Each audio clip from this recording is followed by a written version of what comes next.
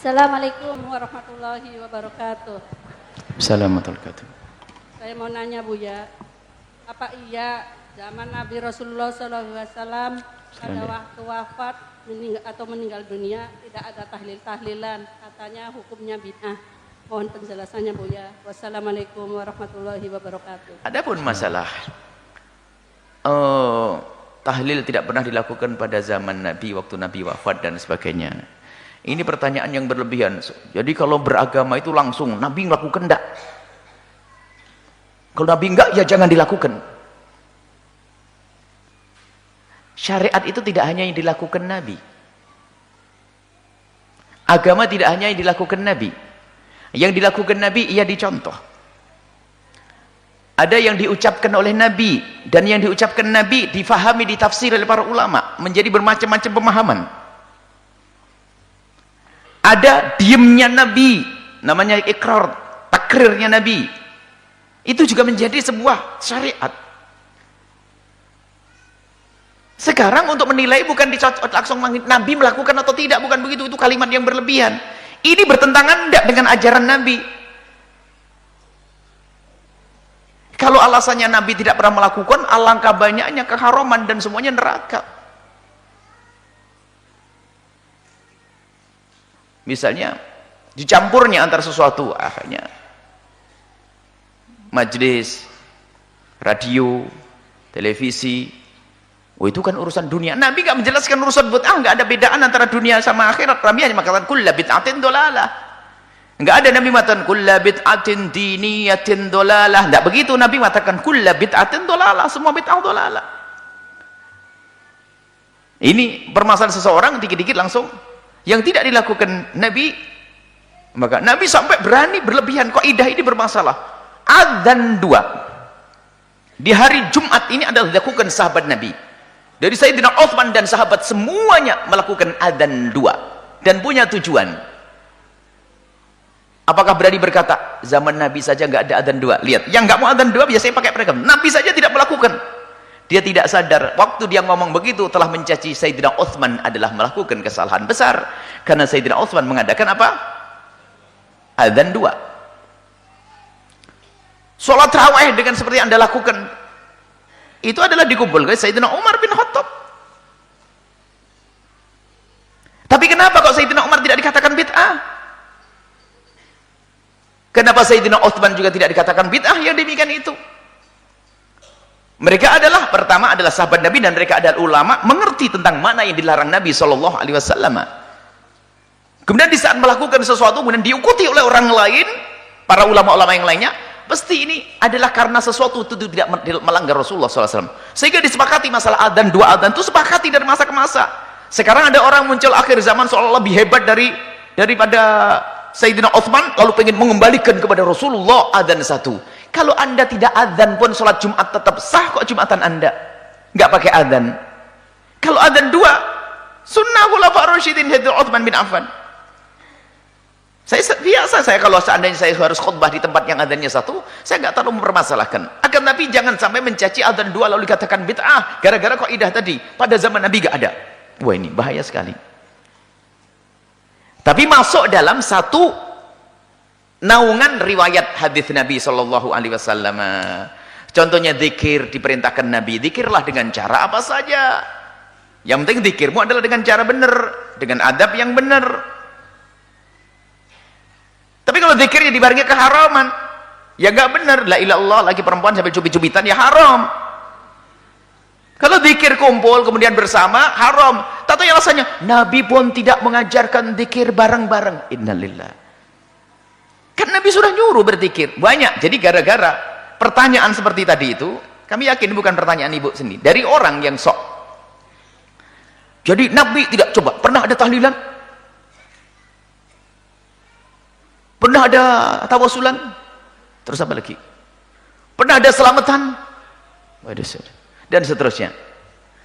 Sekarang tanyakan tahlilan itu apa? Anda paham atau tidak tahlilan itu apa? Tahlilan adalah kandungan di dalamnya adalah doa.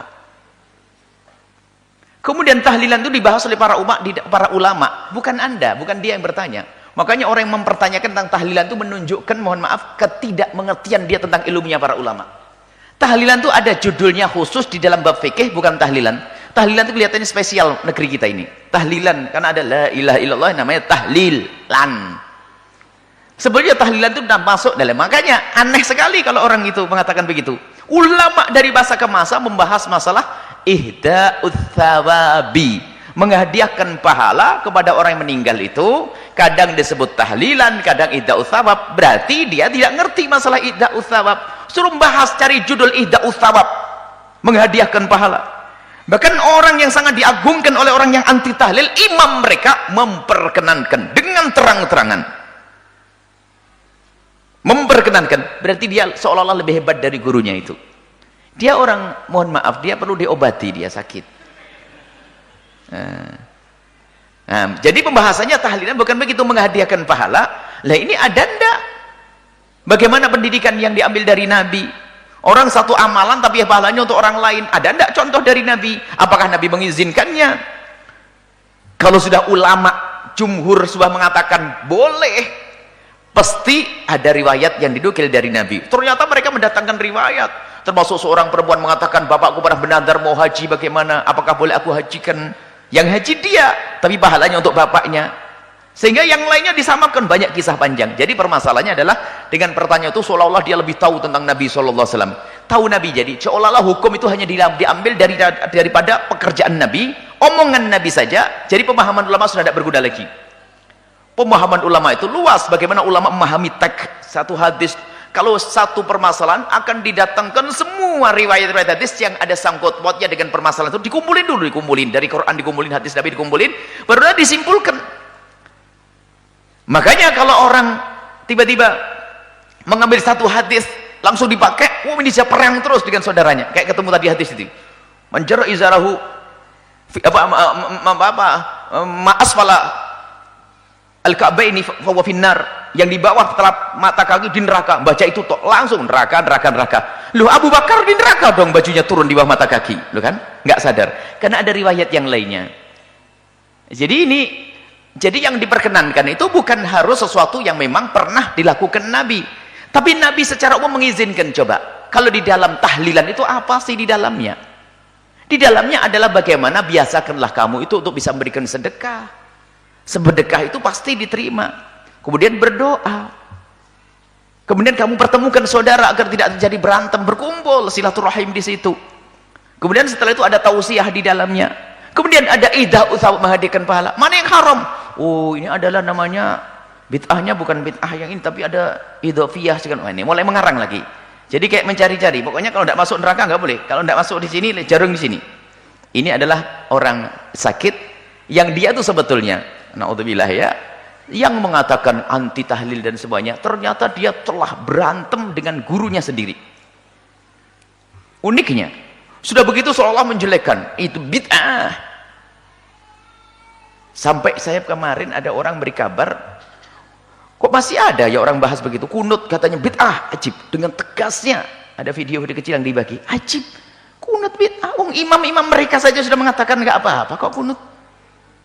Ini hanya khilaf di antara madhab. Jadi memang kedangkalan ilmu seseorang. Makanya yang tiba-tiba mengatakan bid'ahnya kunut, itu biasanya satu paket yang serta-merta mengatakan bid'ahnya tahlilan ini. Dan dia tuh sudah berlawanan dengan guru-guru mereka sendiri. Karena itu bukan ilmu dia, hawa nafsu dia. Hawa nafsu. Allahu a'lam bishawab. Jangan dosa dengan hawa nafsu. Jadi tahlilan itu isinya apa? Apakah diajarkan Nabi? Masalah dilakukan di depan Nabi atau tidak? Ini bukan sesuatu kebaikan yang ada hari ini, tidak harus pernah dilakukan pada zaman Nabi. Tapi mungkin Nabi mengisyaratkan, Nabi memerintahkan terang-terangan, atau Nabi mengisyaratkan dalam satu dalil umum, bisa. Kalau Nabi mengatakan, hendaknya kalau kamu mendapatkan nikmat syukuran. Lah kok syukuran haji jadi bid'ah itu gimana? Nikmat kan orang bisa haji. Bid'ah. Karena Nabi tidak mengajarkan syukuran haji. Walah habis semuanya. Tentunya pindah rumah syukuran. Bid'ah. Ajib, orang pindah rumah biar dibacain doa tetangganya. Bid'ah. Aneh bener syukuran rumah saja kok bid'ah. Itu ada apa ini? Sudah dicetak lidahnya, ini lidahnya itu bengkoknya bid'ah begitu itu. Nasib itu orang. Naudzubillah. Semoga Allah mengampuninya dan berikan hidayah kepadanya. Selesai, wallahu a'lam bishawab. Jadi untuk masalah tawassul, tahlil kita punya pembahasan dan sudah ada videonya. Kita ada membahas tentang tahlil. Kita juga pernah dialog dengan mereka. Ada tahlil, ada tawassul. Tawassul syar'i, tahlil. Terus apa lagi? Nah, ini ada semuanya dan sangat syar'i dan kembali kepada Nabi sallallahu alaihi wasallam. Artinya tidak bertentangan, bahkan masuk di dalam ajaran Nabi sallallahu alaihi wasallam. Wallahu a'lam bishawab.